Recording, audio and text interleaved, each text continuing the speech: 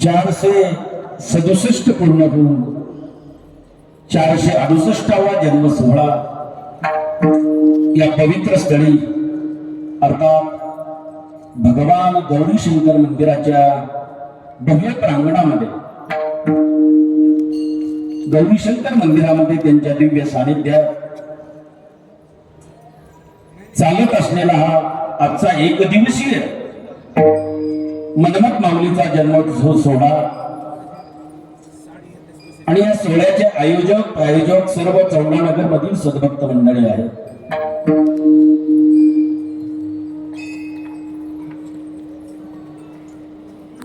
माऊलींचा सार्वजनिक जन्मोत्सव सोहळा 2026 या ठिकाणी ग्रंथराज परमदर्शी पारायण सोहळा संपन्न झाला.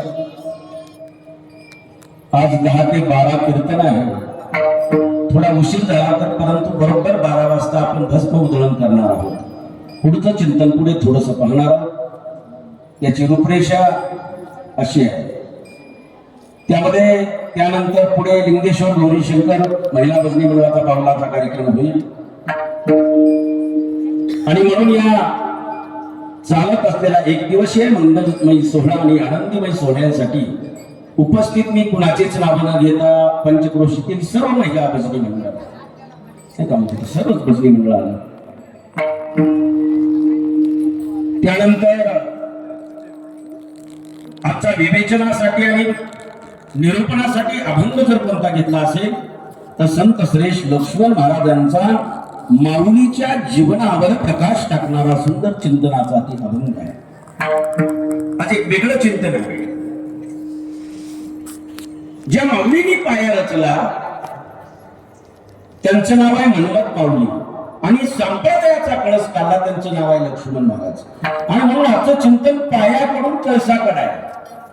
एक विशेष चिंतन आहे आणि म्हणून या मंगल प्रसंगी उपस्थित ज्ञात अज्ञात सार्वजनिक या जयंती महोत्सवाचे सर्व सद्भक्तगण, माहेश्वरगण, जंगममूर्ती, बरेचसे कीर्तनकार, प्रवचनकार मंडळींच्या चरणी कोटी कोटी प्रणाम करतो. संप्रदायाचं वैभव, संप्रदाय ज्यांच्या जीवावर चालतो, संप्रदायाचे आधारस्तंभ असलेले म्हणजे कीर्तनकाराच्या नंतर नवे कीर्तनकाराच्या सोबत असणारे गायक वादक मंडळी आहेत. त्यामध्ये ज्यांनी पहिली गायन चाल केली तुमच्याच भागातली सुपुत्र या तालुक्याचे, ज्यांचं किनी गाव आहे, ज्यांचं माऊली संगीत विद्यालय या ठिकाणी आहे, असे ज्यांना आम्ही भजन सम्राट म्हणतो. शिवभक्तीपरायण आमचे वैजनाथ दादा मोठे उपस्थित आहेत. दुसरे गायक आमचे गुडमे सावकार उपस्थित आहेत. लांडगे आप्पा इथं हार्मोनियमला उपस्थित आहेत. नाही का, आम्ही निळकंठरावची वाट बघत होतो परंतु निळून नसला तर बाळू आहे, काय चिंता नाही. सुंदर वादन आहे, छोटासा बंगला आहे पण आपण समजून घेऊया. त्यानंतर सगळे महिला भजनी मंडळ आणि ज्यांना मला निमंत्रण दिले, मग आमचे रवी भाऊ असतील, राजकुमार भाऊ असतील, अभिंदे सर असतील आणि त्यांना साथ देणारी सर्व भक्त मंडळी सर्वच. त्यानंतर आता ज्यांचा प्रसादाचे अन्नदाते आहेत त्यामध्ये महाप्रसादाच्या दात्यामध्ये मला नाव दिसतात शिवभक्तीपरायण आमचे आदरणीय श्री मुस्ताफिरी सर, आदरणीय संगनगिरे सर आणि बळीरामजी हरगळे सर. या अन्नदात्यासाठी एकदा जोरदार टाळ्या वाजवा. आणि सर्व उपस्थित भजनी मंडळ, विनेकरी महिला सर्वच आल्या. आता बरंचसा असा वेळ कमी आपल्याला नावं न घेता अधिकच एका उकाण्यामध्ये नाव घेतो आणि पुढे चालतो. गौरीशंकर भगवंताच्या पिंडीवरती बेल वाकून सगळ्याच नाव घेतो. महात्मा बसवेश्वर आणि मनमत माऊलीचा मान राखतो. सर्वांचे नाव न घेता अधिकच आपण चिंतन पाहणार आहोत. आपल्याला बरोबर 15 मिनिटाच्या अगोदर पूर्व पेटिका घेऊन भस्म उधळण करायचे आणि पुढे अर्धा पाऊण तास कमी जास्त चिंतन करायचं आहे. आणि म्हणून त्या ब्रह्मांडनायक भगवान शिवप्रभूचं नाव घेऊन आपण चिंतन करूया. तुझे नाव रे गे गोरी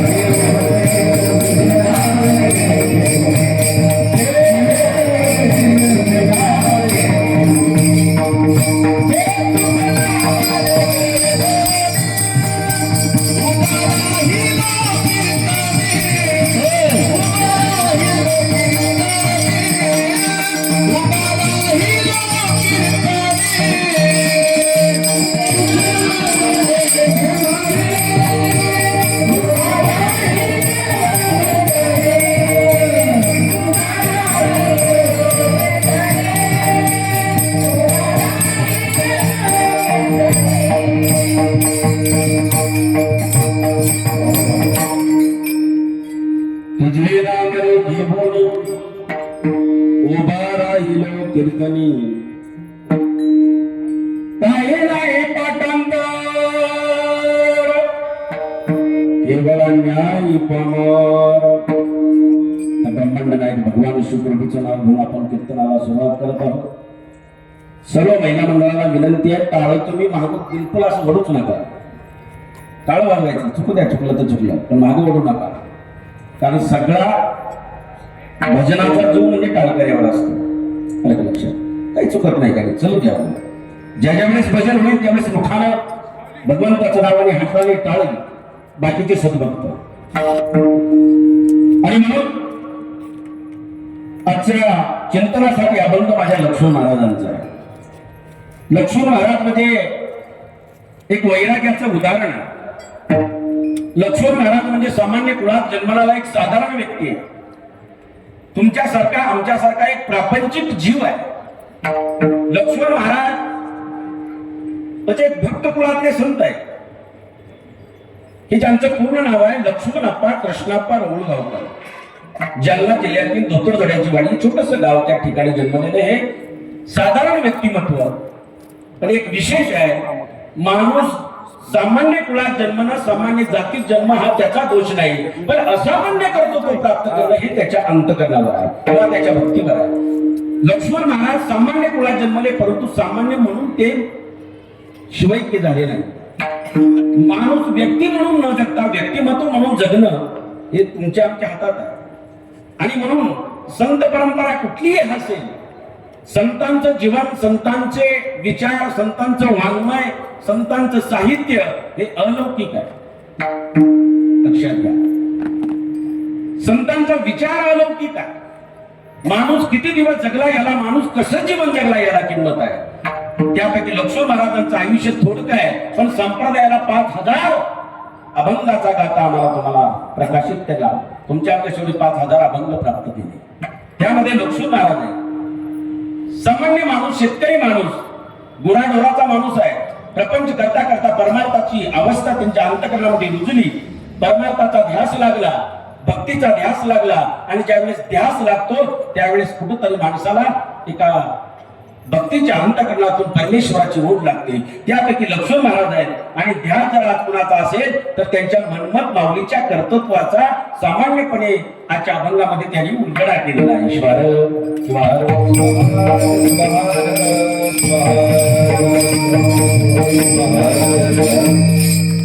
आणि म्हणून माऊलीचा थोडासा पूर्व इतिहास. तुमच्या आमचा हा जन्म आहे. तुम्ही आम्ही जन्माला येतो, पण संत अवतार घेतात. लक्षात घ्या, सामान्य माणसाला जन्म आणि मरण कारण हे चालूच आहे. पुनरपि जननम पुनरपि मरणम पुनरपि जननी जठरे शयनम. पुन्हा जन्म मरण चालू आहे. आणि तुम्ही त्यापैकी तुम्ही आम्ही आहोत. जन्म तुम्हाला आम्हाला. पण हा प्रवास सुद्धा साधा नाही महाराज. शस्त्रामध्ये 4 युनिया सांगितल्या. अंडक, शोधक, जरायू आणि बुद्धिबीज 4 युनी येतात. एका युनीमध्ये 21 लक्ष वेळा फिरून फिरून फिरून फिरून तुम्हाला आम्हाला देह प्राप्त झाला. कारण माऊलीने शिवपाठात सांगितले तुम्हाला आम्हाला माहित आहे. 84 लक्ष जन्म फिरक्या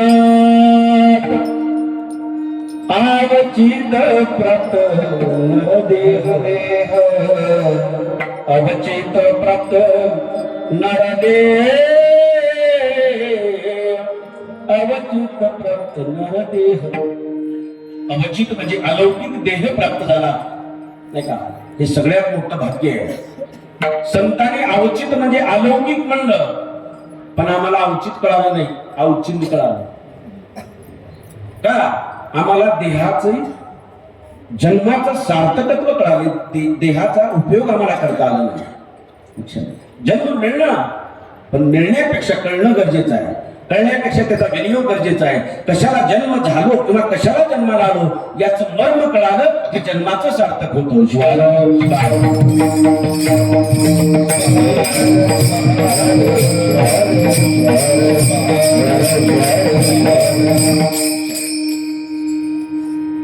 पण माऊलीचा माझ्या अवतार आहे. थोडीशी पूर्वपीठिका ठेवत असताना महात्मा बसवेश्वरांचा सुद्धा अवतार आहे. महात्मा बसवेश्वराचा अवतार म्हणजे नंदीचा अवतार आहे. त्याला बसव म्हणतो आम्ही. आणि माऊली म्हणजे बसवेश्वरांचा जन्म सुद्धा 3.5 मुहूर्तापैकी एका मुहूर्तावर आता येणार आहे पुढे. तो म्हणजे अक्षय तृतीयेवर झाला आहे. आणि म्हणजे त्यांचा अवतार झालाय. मन्मथ माऊलीचा सुद्धा कार्तिक स्वामीचा अवतार आहे. आणि भगवान शंकराचे 2 सुपुत्र त्यामध्ये गणेश आणि कार्तिक आहे. शिवगणाने आज्ञा दिली की ज्या ज्या वेळेस धर्म रसातळाला जातो, धर्माचं खच्चीकरण होतं, धर्म सोडून लोक अधर्मानं वागतात, नीती सोडून अनीतीकडे जातात, विवेक सोडून अविवेकाकडे जातात, संस्कार सोडून असंस्कार छलपिढी निर्माण होते. त्या वेळेस काही संत अवतार घेतात. काय त्याचा उद्देश काय असतो. कारण मार्ग सोडून दुसऱ्या मार्गाला भरकट गेले की मार्ग दाखवण्यासाठी संधी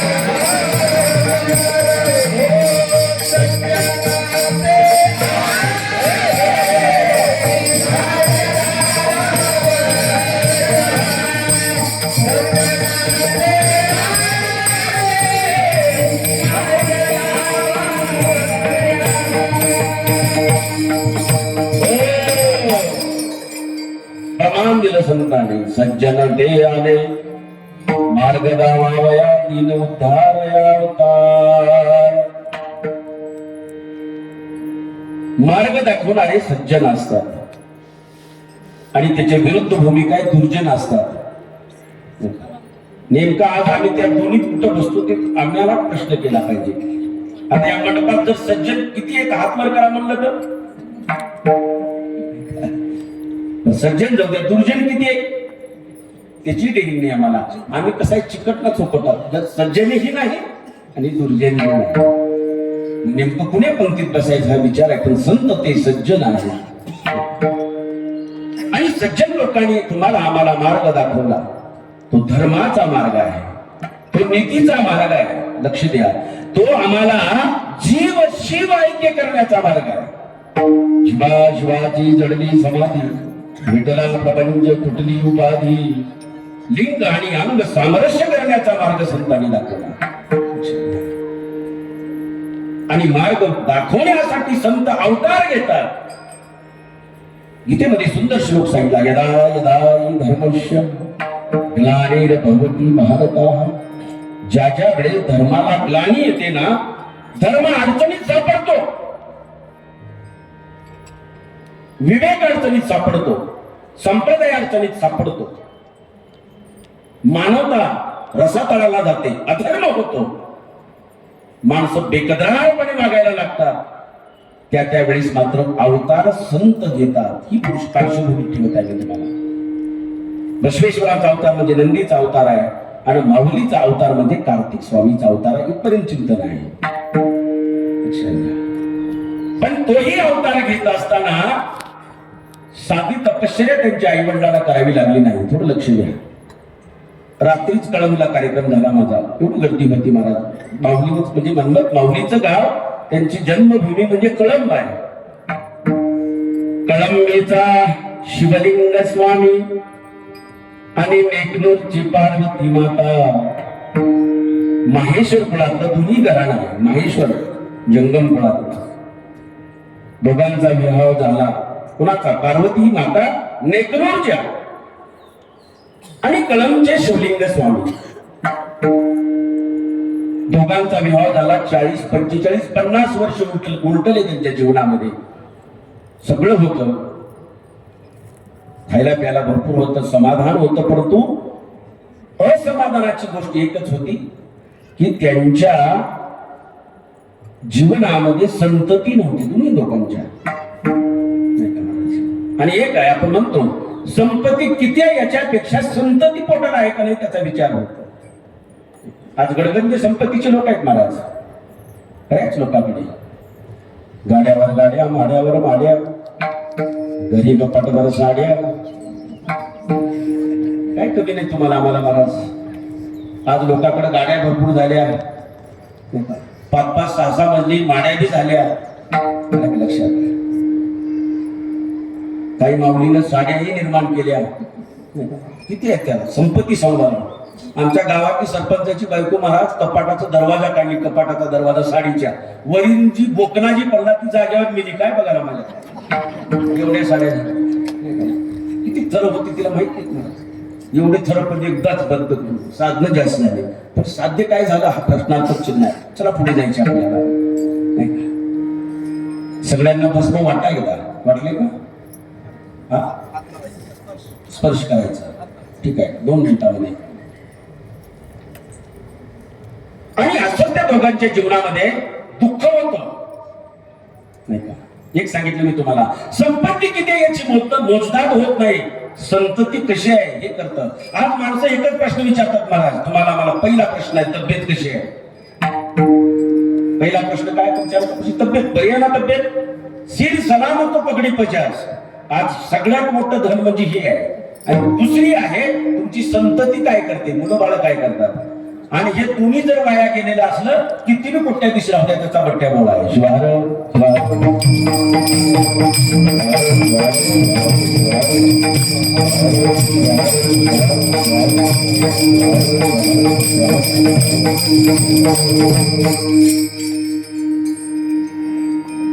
पोटाला संतती नव्हती. मग आता हे दुःख बोलून दाखवलं. मानव मठांकडे गेले. त्यांचं गुरुमठ कोणतं होतं? मानव. शिवलिंग स्वामी आणि पार्वती आई साहेबांचे मानव मठामध्ये गेले. त्यावेळेस हे सद्गुरू